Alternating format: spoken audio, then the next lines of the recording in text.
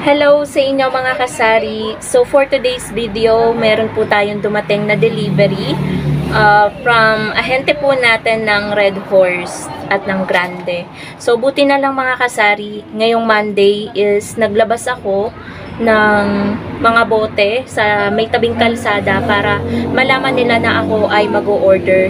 Kasi kapag hindi ka po naglabas, kasi 'di ba medyo paloob guys yung tindahan ko, ay hindi sila dadaan. Ganon yung parang pinakabilin nila para mababaan ako or maka-order ako ng Red Horse. So ngayon guys, nag-order ako ng 5 case ng Red Horse litro, yung malaki po mga kasari, at update ko po kayo sa puhunan ng Red Horse dito ngayon. So wala pa naman pong pagbabago sa puhunan ng Red Horse dito sa aming lugar, buti na lang wala pa. So ang total po ng aking pinagbayaran ay 2,956. Kulang-kulang 3,000 sa 5 case ng alak na Red Horse. So 'di ba guys, napaka-pricey talaga ng puhunan natin sa mga alak, kaya ang hirap talaga niyang ipautang.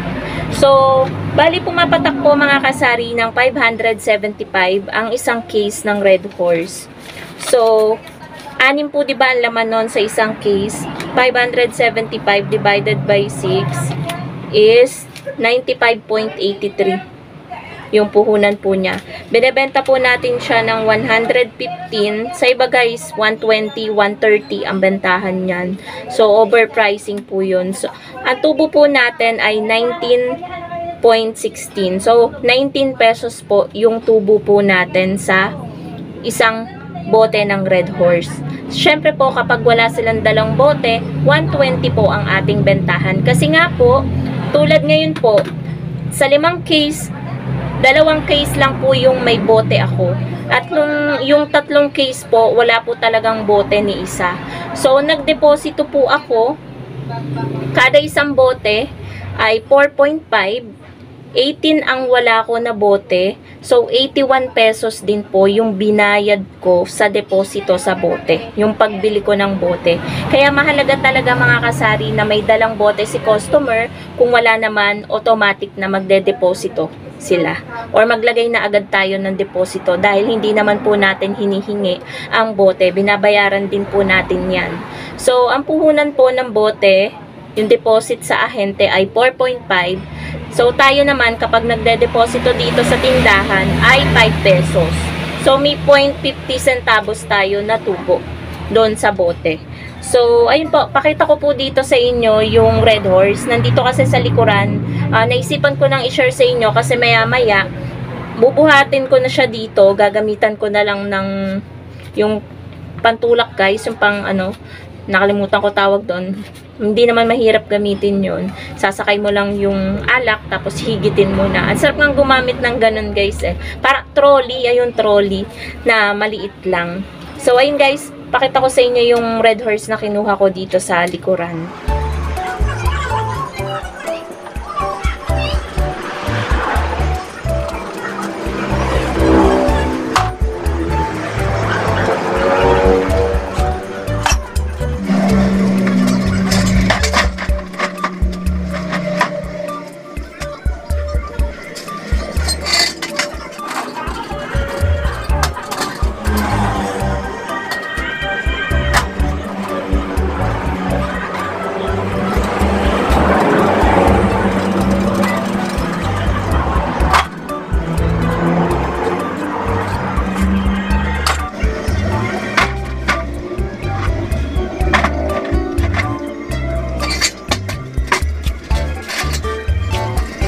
So, eto guys, yung Red Horse na aking kinuha.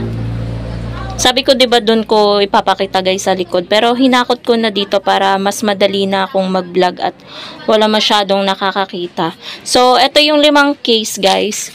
1, 2, 3, 4, and 5. Lahat po yan ay panay Red Horse. Kasi Red Horse po ang mas mabenta kaysa po sa Grande. So magantay pa po tayo mga kasari ng iba pang delivery na dadating. The next day.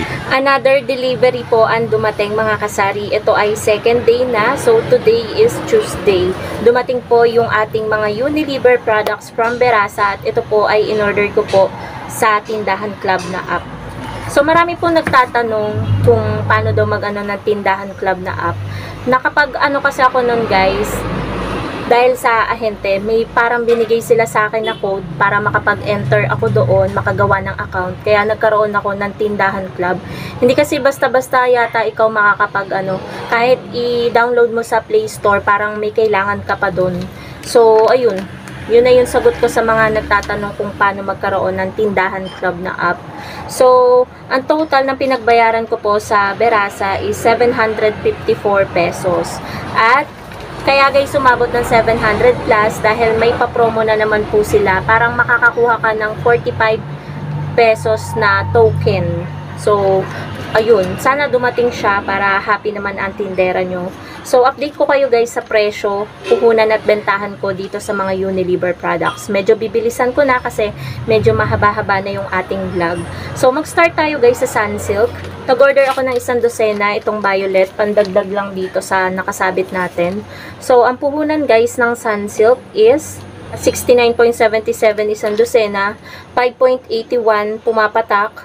So, 13 ml siya, 7 yung bentahan natin, may tubo tayo, kada sachet ng 1.19.